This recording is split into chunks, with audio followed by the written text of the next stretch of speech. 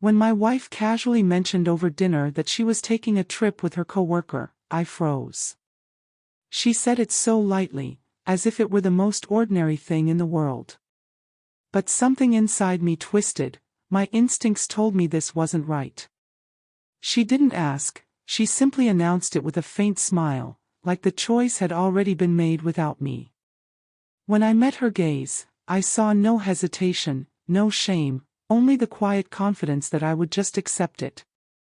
I set my fork down, leaned back in my chair, and forced calm into my voice. "Perfect," I said evenly. "Great timing, for a divorce." Her face drained of color instantly. At first, she thought I was joking, but when she saw that I wasn't smiling, her smirk collapsed into silence. She stammered, asking what I meant. I laid it out plainly. If she felt free enough to plan trips with another man without including me, then I felt free enough to let her go entirely. Marriage was supposed to be a partnership, not a game where she disappeared with her coworker while I sat at home waiting. She immediately grew defensive, insisting it was for work, claiming I was overreacting. But her story crumbled quickly. No official emails, no notices, no real explanation. Just vague words and nervous eyes. I had already noticed the late-night texts, the long phone calls, the unexplained absences. This trip was only the final confirmation. I told her I wasn't going to argue or beg for excuses. Trust, once broken, rarely comes back whole. She raised her voice, accusing me of ending everything without letting her explain. But deep down, I already knew the truth. If she had been honest, she wouldn't have kept it hidden for so long. The next morning, I started pulling together documents, bank accounts, legal forms, records of her sudden spending. She tried to act like life was normal, cooking breakfast as if nothing had happened. I didn't touch the food. I just watched, the way she avoided my eyes, the way her phone always lay face down on the counter. When I quietly mentioned that I had already spoken to a lawyer, she nearly dropped the plate in her hands. Panic swept across her face. That was when she realized I wasn't bluffing. I had seen enough betrayals in my life to recognize the signs, and I refused to waste years pretending. She begged me not to make such a quick decision, swore it was nothing, said it was just work. But I had learned an important truth: people don't hide innocent things. If it were harmless, she would have been open from the start. Her secrecy was all the proof I needed. As the days passed, instead of convincing me otherwise, she only dug the hole deeper.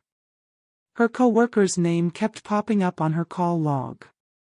Late nights stretched even later. I didn't yell, didn't argue. My silence, and my calm, made it clear that forgiveness was already off the table. By the end of the week, divorce papers sat in front of her. She stared at them like they were a death sentence. She cried, pleaded for counseling, promised to cancel the trip. But I told her the damage was done.